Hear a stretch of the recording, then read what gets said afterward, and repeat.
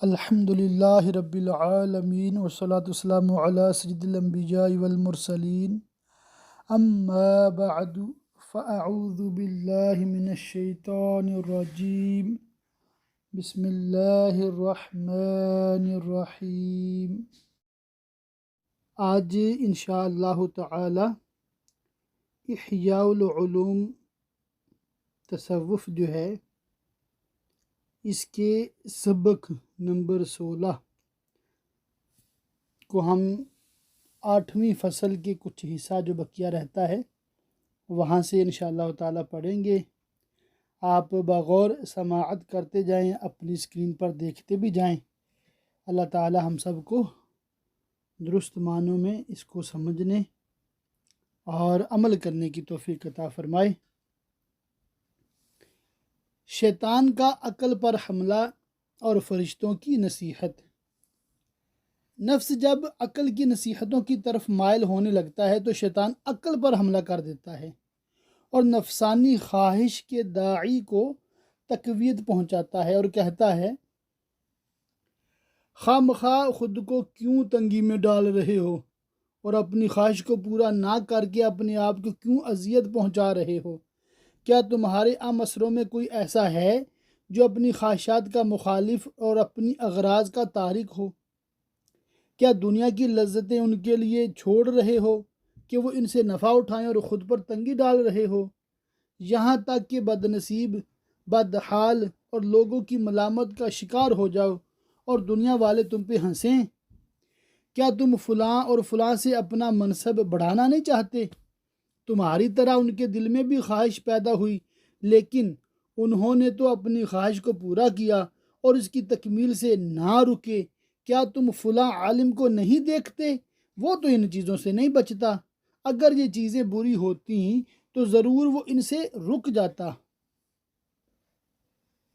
چنانچہ نفس شیطان کی طرف مائل ہونے اور اس کی طرف پلٹنے ہی لگتا ہے کہ فرشتہ شیطان پر حملہ کر دیتا ہے اور نفس سے کہتا ہے، وقتی لذت کے پیچھے جانے والے اور آخرت کو بھول جانے والے لوگ ہی ہلاک ہوئے۔ کیا تم معمولی سی لذت پر قناعت کر رہے ہو اور ہمیشہ رہنے والی جنت کی لذتوں اور نعمتوں کو چھوڑ رہے ہو؟ کیا خواہشات پر صبر کرنے کی تکلیف کو نار جہنم کی تکلیف سے بھاری سمجھ رہے ہو؟ کیا لوگوں کے غفلت برتنے، خواہشات کی پیروی کرنے اور شیطان کا ساتھ دینے کے سبب دھوکہ کھا رہے ہو، حالانکہ دوسروں کے گناہوں کے سبب تمہارے لیے آگ میں کچھ کمی نہیں ہوگی؟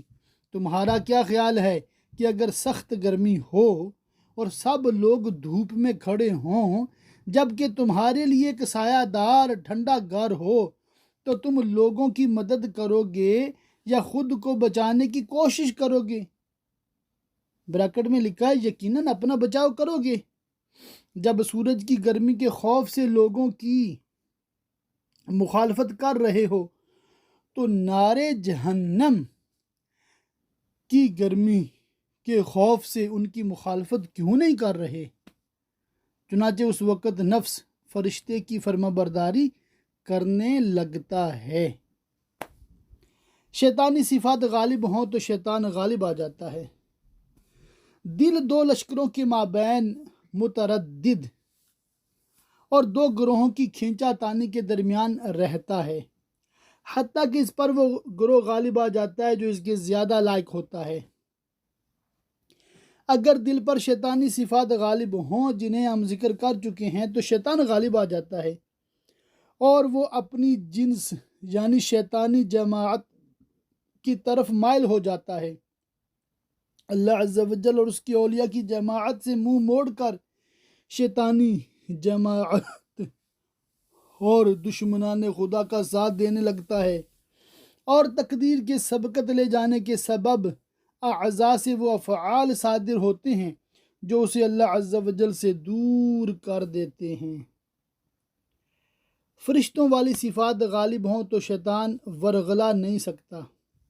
اگر دل پر فرشتوں والی صفات غالب ہوں تو دل شیطان کے ورغلانے پر نہ تو دنیا کی طرف مائل ہوتا ہے اور نہ ہی آخرت سے غافل ہوتا ہے، بلکہ اللہ عز و جل کی جماعت کی طرف مائل ہو جاتا ہے اور تقدیر الہی کے مطابق اعضاء نیکیوں میں مشغول ہو جاتے ہیں۔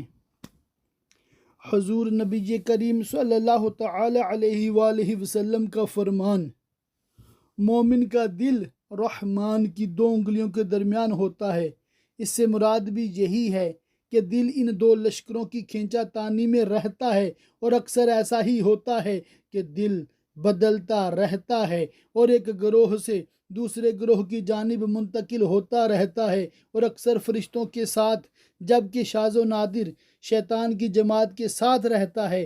اور یہ عبادات اور گناہ دل کے واسطے سے غیب کے خزانوں سے ظاہری دنیا کی طرف ظاہر ہوتے ہیں، کیونکہ دل ملکوت کے خزانوں میں سے ہے، اور نیکی و گناہ بھی۔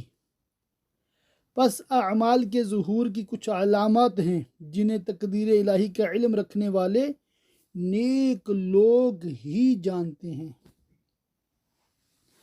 اللہ عز و جل نافرمان کا دل تنگ کر دیتا ہے۔ جو لوگ جنت کے لیے پیدا ہوئے ان کے لیے عبادت کے اسباب آسان کر دیے جاتے ہیں، اور جو دوزخ کے لیے بنے ہیں ان کے لیے گناہوں کے اسباب آسان کر دیے جاتے ہیں، اور ایسے شخص پر برے دوست مسلط کر دیے جاتے ہیں، اور اس کے دل پر شیطان کو غلبہ دے دیا جاتا ہے، کیونکہ شیطان ایسے بے وقوفوں کو بے شمار طریقوں سے دھوکے میں ڈالتا ہے۔ کبھی کہتا ہے اللہ عز و جل رحیم ہے لہٰذا تو بے فکر ہو جا، اور سب لوگ بھی تو خوف خدا نہیں رکھتے، ان سے الگ طریقے پر مت چل، ویسے بھی عمر طویل ہے، ابھی ٹھہر جا، کل توبہ کر لینا۔ اللہ عز و جل ارشاد فرماتا ہے، ترجمہ کنز الایمان، شیطان انہیں وعدے دیتا ہے اور آرزوئیں دلاتا ہے، اور شیطان انہیں وعدے نہیں دیتا مگر فریب کے۔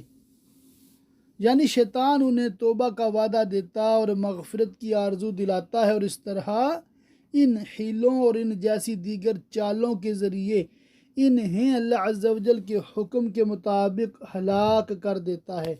اللہ عز و جل شیطان کے دھوکے کو قبول کرنے کے لیے اس کے دل کو کشادہ کر دیتا ہے، اور حق کو قبول کرنے سے اس کے دل کو تنگ کر دیتا ہے، اور یہ سب کچھ اللہ عز و جل کی قضاء و تقدیر سے ہوتا ہے۔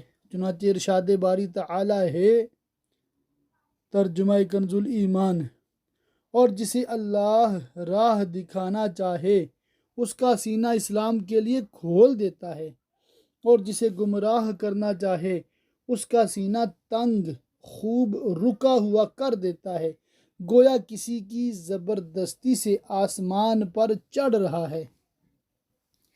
اور ارشاد فرماتا ہے، ترجمہ کنز الایمان، اگر اللہ تمہاری مدد کرے تو کوئی تم پر غالب نہیں آ سکتا، اور اگر وہ تمہیں چھوڑ دے تو ایسا کون ہے جو پھر تمہاری مدد کرے۔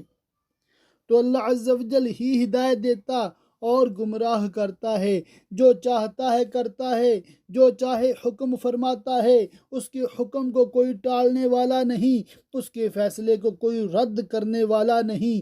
اس نے جنت اور اہل جنت کو پیدا کیا اور انہیں عبادت کی راہ پر لگایا، اسی نے جہنم اور اہل جہنم کو پیدا کیا اور انہیں گناہ پر اختیار دیا، اور مخلوق کو اہل جنت اور اہل نار کی علامت کی پہچان کروا دی۔ ارشاد فرماتا ہے، ترجمہ کنز الایمان، بے شک نیکوکار ضرور چین میں ہیں، اور بے شک بدکار ضرور دوزخ میں ہیں۔ حدیث قدسی میں ہے، یہ لوگ جنت میں ہیں اور مجھے کوئی پرواہ نہیں، اور یہ لوگ جہنم میں ہیں اور مجھے کوئی پرواہ نہیں۔ بہت بلندی والا ہے اللہ عز و جل سچا بادشاہ۔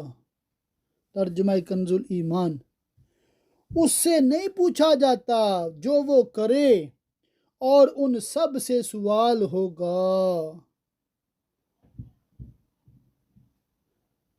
عجائب قلب کے بیان میں ہم اسی مختصر گفتگو پر اکتفا کرتے ہیں۔ اور یہاں پر ہم دعا کرتے ہیں کہ یا اللہ عز و جل ہمارے لیے نیکیاں آسان کر دے، ہمارے لیے جنت کا راستہ آسان کر دے، ہمیں بلا حساب جنت عطا فرما دے، بلا حساب جنت عطا فرما دے۔ یا اللہ عز و جل ہماری، ہمارے ماں باپ کی، ساری امت کی مغفرت فرما دے۔ ہائے ہائے ہائے ہائے ہائے، بڑا نازک معاملہ ہے۔ اللہ اللہ۔ امام غزالی فرماتے ہیں عجائب قلب کے بیان میں ہم اسی مختصر گفتگو پر اکتفا کرتے ہیں کیونکہ اس کا مکمل احاطہ علم معاملہ میں مناسب نہیں۔ ہم نے علم معاملہ کے اسرار و رموز کی معرفت کے لیے ضروری باتوں کو ذکر کر دیا ہے تاکہ وہ شخص بھی اس سے فائدہ اٹھا لے جو ظاہر پر قناعت نہیں کرتا اور مغز کے بجائے چھلکے پر اکتفا نہیں کرتا، بلکہ اسے اسباب کے دقیق حقائق کو جاننے کا شوق ہوتا ہے۔ ہماری ذکر کردہ گفتگو سے انشاءاللہ عز و جل اس کی ضرورت پوری ہو جائے گی اور اسے تسلی مل جائے گی۔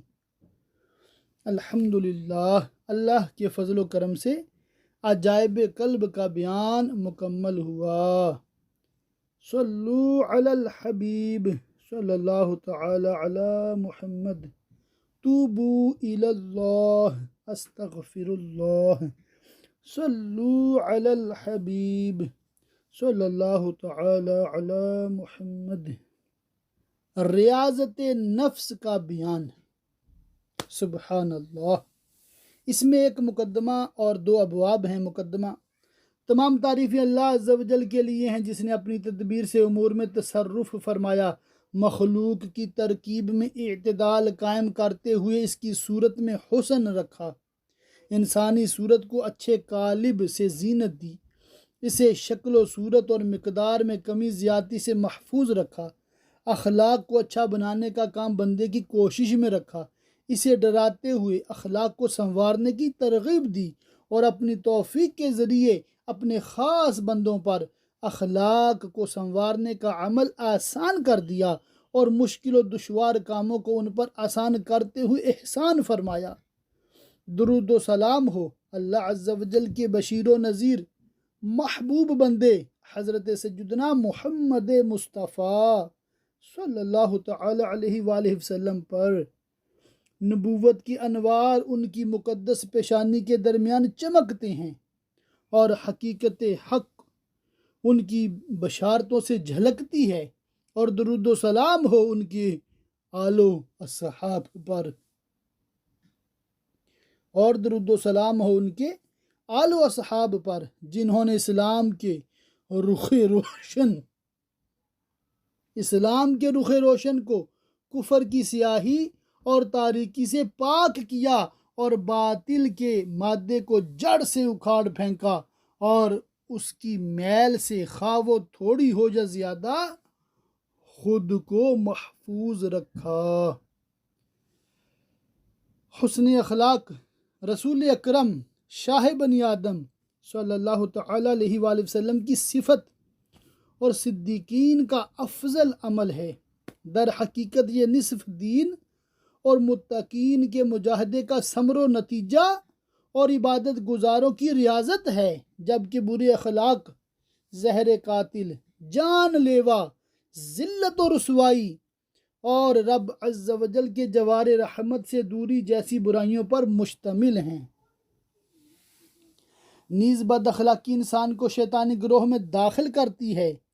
یہی وہ دروازے ہیں جو اللہ عز و جل کی جلائی ہوئی آگ کی طرف کھلتے ہیں جو دلوں پر چڑھتی ہے، جیسا کہ اچھے اخلاق وہ دروازے ہیں جو دلوں سے جنت کی نعمتوں اور رب تعالیٰ کے جوار رحمت کی طرف کھلتے ہیں۔ برے اخلاق جسم و روح کی وہ بیماریاں ہیں جن سے ابدی حیات ختم ہو جاتی ہے۔ اس مرض کا ان سے کیا مقابلہ جو صرف حیات جسمانی کو زائل کرتا ہے۔ جب اطباء اس بات کی سخت ضرورت محسوس کرتے ہیں کہ بدن کے لیے قوانین مقرر کیے جائیں، حالانکہ بدن بیماری سے صرف فانی زندگی ہی ختم ہوتی ہے، تو قلبی امراض کے لیے علاج کے قوانین کے سلسلے میں کوشش کرنا زیادہ اہمیت کا حامل ہے، کیونکہ دل کی بیماری میں دائمی و ابدی زندگی ختم ہو جاتی ہے۔ لہٰذا اس روحانی علاج کا سیکھنا ہر عقل مند آدمی پر لازم ہے، کیونکہ کوئی بھی دل بیماریوں سے خالی نہیں ہوتا۔ اگر دلوں کو یوں ہی بلا علاج چھوڑ دیا جائے تو کئی بیماریاں پیدا ہوں گی اور وہ غالب آ جائیں گی۔ تو ہر بندے کے لیے ضروری ہے کہ وہ ان بیماریوں کی وجوہات اور اسباب کو پہچانے اور ان کی علاج کی انتھک کوشش کرے۔ اسی علاج کی طرف اشارہ کرتے ہوئے اللہ عز و جل نے ارشاد فرمایا، ترجمہ کنز الایمان، بے شک مراد کو پہنچا جس نے اسے ستھرا کیا، اور اسے چھوڑ دینے کی طرف اشارہ کرتے ہوئے ارشاد فرمایا، اور نامراد ہوا جس نے اسے معصیت میں چھپایا۔ ہم اس باب میں دل کی بیماریوں اور مجموعی طور پر ان کے علاج کے بارے میں بتائیں گے، خاص بیماریوں کے علاج کی تفصیل میں نہیں جائیں گے۔ تفصیلی بیان اس باب کے دوسرے حصوں میں آئے گا، اور ہمارا یہاں مقصود اخلاق کو سنوارنے اور اس کے طریقے کو بیان کرنا ہے۔ اب ہم اسے بیان کرتے ہیں اور بدن کے علاج کو اس کی مثال قرار دیتے ہیں تاکہ سمجھنا آسان ہو، اور یہ بات حسن اخلاق کی فضیلت بیان کرنے سے واضح ہوگی۔ پھر حسن اخلاق کی حقیقت بیان ہوگی۔ اس کے بعد ان اخلاق کی قبولیت جو ریاضت سے بدل جاتی ہیں، پھر اس سبب کا بیان ہوگا جس کے ذریعے حسن اخلاق حاصل ہوتا ہے۔ پھر ان طریقوں کو بیان کیا جائے گا جن کے ذریعے اخلاق کو سنوارنے کے راستوں کی پہچان ہوتی ہے اور ریاضت نفس کا پتہ چلتا ہے۔ پھر وہ علامات بیان ہوں گی جن کے ذریعے دل کی بیماری کی پہچان ہوتی ہے۔ اس کے بعد ان طریقوں کا بیان ہوگا جن کے ذریعے انسان اپنے نفس کے عیبوں کو پہچان لیتا ہے۔ پھر اس بات پر نقلی دلائل پیش کیے جائیں گے کہ دلوں کا علاج صرف خواہشات کو چھوڑنے میں ہے۔ بعد ازاں حسن اخلاق کی علامات کا بیان ہوگا۔ اس کے بعد بچوں کی ابتدائی پرورش کے دوران ان کی تربیت کا طریقہ بیان کیا جائے گا۔ پھر ارادے کی شرائط اور مجاہدے سے پہلے کے جو امور ہیں ان کا بیان ہوگا۔ تو یہ کل 11 فصلیں ہیں جن میں اس موضوع سے متعلق مقاصد جمع ہوں گے انشاء اللہ تعالی عز و جل۔ باب نمبر 1، اخلاق سنوارنے کا بیان، یہ 5 فصلوں پر مشتمل ہے۔ پہلی فصل، حسن اخلاق کی فضیلت اور بد اخلاقی کی مذمت کا بیان۔ خلق مصطفیٰ کی شان و عظمت۔ اللہ عز و جل نے اپنے پیارے محبوب صلی اللہ تعالی علیہ وآلہ وسلم کی تعریف کرتے اور آپ پر اپنی نعمت کو ظاہر کرتے ہوئے ارشاد فرمایا، وَإِنَّكَ لَعَلَىٰ خُلُقٍ عَظِيمٍ۔ سورہ قلم کی آیت نمبر 4 ہے۔ ترجمہ کنز الایمان، اور بے شک تمہاری خوبو بڑی شان کی ہے۔ ام المومنین حضرت سیدتنا عائشہ صدیقہ طیبہ طاہرہ رضی اللہ تعالی عنہا کا فرمان ہے کہ حضور نبی کریم صلی اللہ تعالی علیہ وآلہ وسلم کا خلق قرآن پاک ہے۔ حسن اخلاق کی فضیلت اور بد اخلاقی کی مذمت پر مشتمل 31 فرامین مصطفیٰ۔ ایک شخص نے حضور نبی پاک صلی اللہ تعالی علیہ وآلہ وسلم سے اچھے اخلاق کے بارے میں پوچھا، تو آپ صلی اللہ تعالی علیہ وآلہ وسلم نے قرآن پاک کی یہ آیت مقدسہ تلاوت فرمائی۔ ترجمہ کنز الایمان، اے محبوب، معاف کرنا اختیار کرو اور بھلائی کا حکم دو اور جاہلوں سے منہ پھیر لو۔ پھر ارشاد فرمایا، ترجمہ، حسن اخلاق یہ ہے کہ جو تم سے قطع تعلق کرے تم اس سے صلہ رحمی کرو، اور جو تمہیں محروم کرے تم اسے عطا کرو، اور جو تم پر ظلم کرے تم اسے معاف کر دو۔ نمبر 2، بے شک مجھے اچھے اخلاق کی تکمیل کے لیے بھیجا گیا ہے۔ نمبر 3، بروز قیامت میزان عمل میں جو سب سے وزنی چیز رکھی جائے گی وہ تقوی اور حسن اخلاق ہے۔ دین کیا ہے؟ نمبر 4 ہے ایک شخص نے بارگاہ رسالت میں سامنے کی جانب سے حاضر ہو کر عرض کی، یا رسول اللہ صلی اللہ تعالی علیہ وآلہ وسلم، دین کیا ہے؟ ارشاد فرمایا، حسن اخلاق۔ پھر وہ داہنی طرف سے آیا اور عرض کی، دین کیا ہے؟ ارشاد فرمایا، حسن اخلاق۔ پھر وہ بائیں جانب سے آیا اور عرض کی، دین کیا ہے؟ فرمایا، حسن اخلاق۔ پھر وہ پشت کی جانب سے آیا اور عرض کی، دین کیا ہے؟ پھر ارشاد فرمایا، حسن اخلاق۔ پھر اس کی طرف متوجہ ہو کر ارشاد فرمایا، کیا تو اسے نہیں سمجھا؟ اس کا مطلب یہ ہے کہ تو غصہ نہ کرے۔ نمبر 5، بارگاہ رسالت میں عرض کی گئی، یا رسول اللہ صلی اللہ تعالی علیہ وآلہ وسلم، مشؤم، نحوست کیا ہے؟ تو آپ صلی اللہ تعالی علیہ وآلہ وسلم نے ارشاد فرمایا، سوء الخلق یعنی بد اخلاقی۔ بد اخلاقی کیا ہے؟ نحوست ہے۔ نمبر 6، ایک شخص نے بارگاہ رسالت میں عرض کی، یا رسول اللہ صلی اللہ تعالی علیہ وآلہ وسلم، مجھے نصیحت فرمائیے۔ تو آپ صلی اللہ تعالی علیہ وآلہ وسلم نے ارشاد فرمایا، تم جہاں بھی ہو اللہ عز و جل سے ڈرتے رہو۔ اس نے عرض کی، مزید کچھ فرمائیے۔ ارشاد فرمایا، برائی کے بعد نیکی کر لو کہ وہ برائی کو مٹا دے گی۔ عرض کی، کچھ اور فرمائیے۔ ارشاد فرمایا، لوگوں کے ساتھ اچھے اخلاق سے پیش آؤ۔ نمبر 7، بارگاہ رسالت میں عرض کی گئی، ای الاعمال افضل، کون سا عمل افضل ہے؟ تو آپ صلی اللہ تعالی علیہ وآلہ وسلم نے ارشاد فرمایا، خلق حسن، حسن اخلاق۔ نمبر 8، اللہ عز و جل کی یہ شان نہیں کہ کسی بندے کو اچھی صورت و سیرت سے نوازے پھر اسے آگ کا لقمہ بنائے۔ نمبر 9، حضرت سیدنا فضیل بن عیاض علیہ رحمۃ اللہ الوہاب سے مروی ہے کہ بارگاہ رسالت میں عرض کی گئی، ایک عورت دن میں روزہ رکھتی اور رات میں قیام کرتی ہے، لیکن وہ بد اخلاق ہے، اپنی زبان سے پڑوسیوں کو تکلیف پہنچاتی ہے۔ تو آپ صلی اللہ تعالی علیہ وآلہ وسلم نے ارشاد فرمایا، اس میں کوئی بھلائی نہیں، وہ جہنمیوں میں سے ہے۔ نمبر 10، میزان میں سب سے پہلے حسن اخلاق اور سخاوت کو رکھا جائے گا۔ جب اللہ عز و جل نے ایمان کو پیدا فرمایا تو اس نے عرض کی، اے رب مجھے تقویت دے۔ تو اللہ عز و جل نے اسے حسن اخلاق اور سخاوت کے ذریعے تقویت دی۔ اور جب اللہ عز و جل نے کفر کو پیدا کیا تو اس نے کہا، اے رب عز و جل مجھے تقویت دے۔ تو اللہ عز و جل نے اسے بخل اور بد اخلاقی کے ذریعے تقویت دی۔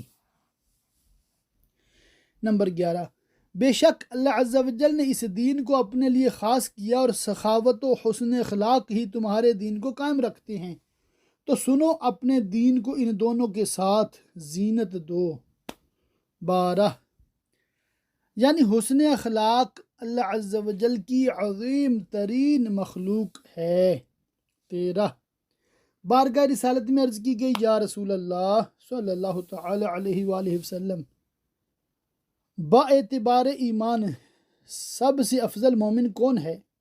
تو آپ صلی اللہ تعالی علیہ وآلہ وسلم نے ارشاد فرمایا، جس کی اخلاق سب سے اچھے ہوں۔ 14، تم لوگوں کو اپنے اموال سے خوش نہیں کر سکتے، البتہ اپنی خندہ پیشانی اور خوش اخلاقی سے انہیں خوش کرو۔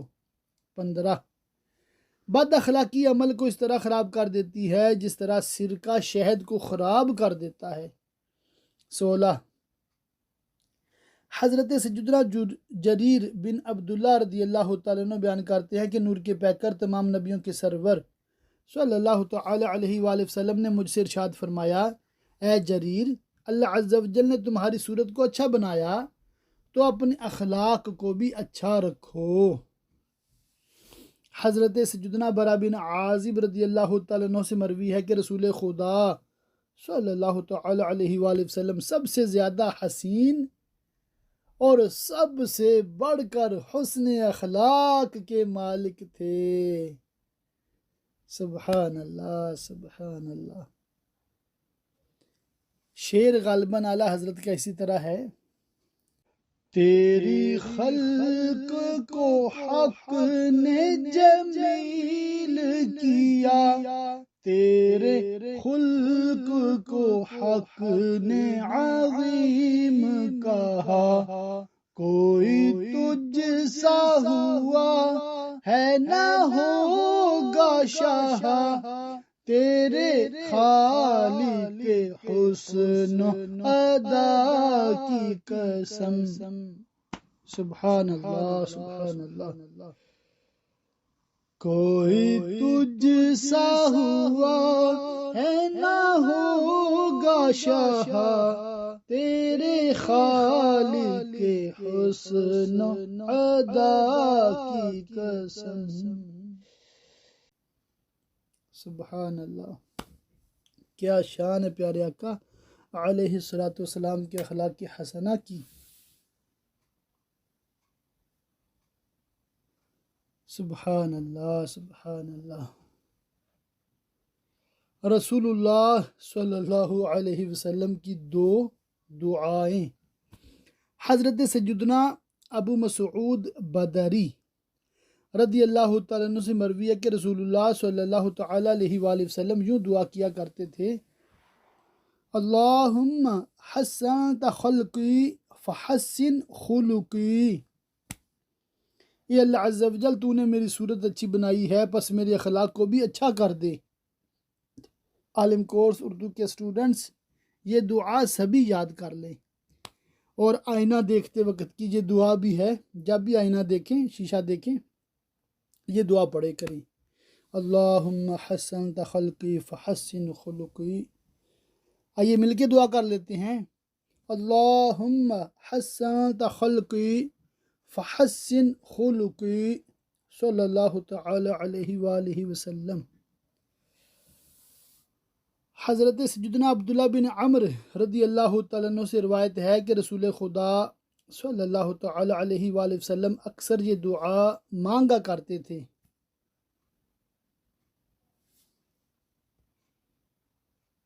اے اللہ عز و جل، میں تجھ سے صحت، عافیت اور اچھے اخلاق کا سوال کرتا ہوں۔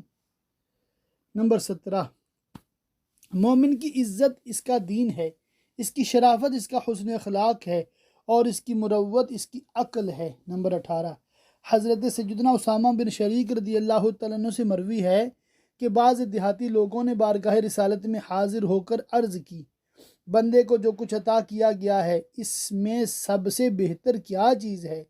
تو آپ صلی اللہ تعالیٰ علیہ وآلہ وسلم نے ارشاد فرمایا: حسن اخلاق۔ اللہ اللہ، وہ پینڈو، وہ ویلجر، وہ دیہاتی کتنے خوش نصیب ہوں گے۔ اللہ اللہ، ہم بھی دیہاتی ہیں مگر ہمارے کہاں ایسے نصیب۔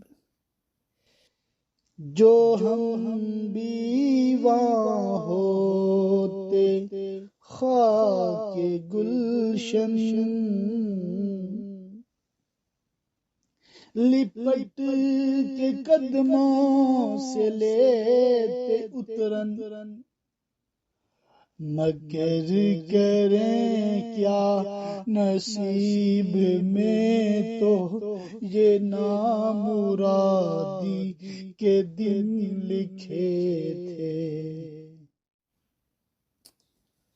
اللہ اللہ، اللہ اللہ، اللہ اللہ۔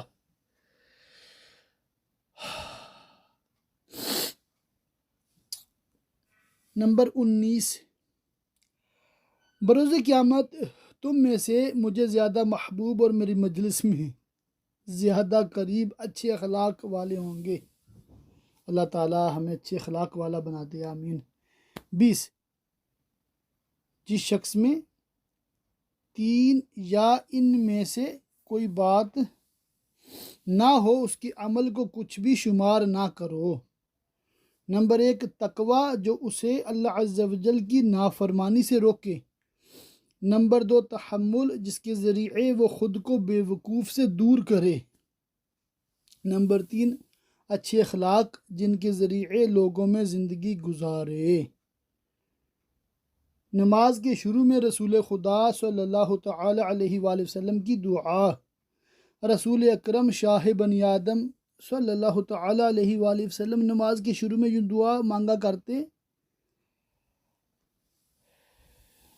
مجھے اچھے اخلاق پر ثابت قدمی عطا فرما کہ تو ہی اچھے اخلاق کی طرف رہنمائی فرمانے والا ہے، اور مجھ سے برے اخلاق دور رکھ کہ تو ہی ان کو مجھ سے دور رکھنے والا ہے۔